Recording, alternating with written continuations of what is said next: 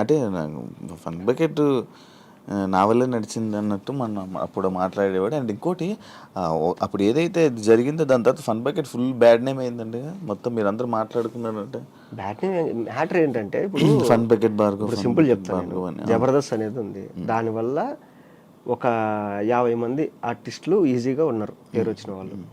తర్వాత big boss అనేది ఉంది, బిగ్ బాస్ వల్ల దగ్గర దగ్గర ఇప్పటికి ఇన్ని సీజన్ల వరకు ఒక 90 మందికి పేరు వచ్చింది. 120 మంది సో ఉంటారు. అలా మా ఫన్ బకెట్ నుంచి ఒక 15 మంది 20 మంది ఆర్టిస్టులు ఉన్నారు. అందరిలో ఫన్ బకెట్ అనే పేరు దాన్ని సృష్టించిన డైరెక్టర్ పెట్టుకోలేదు.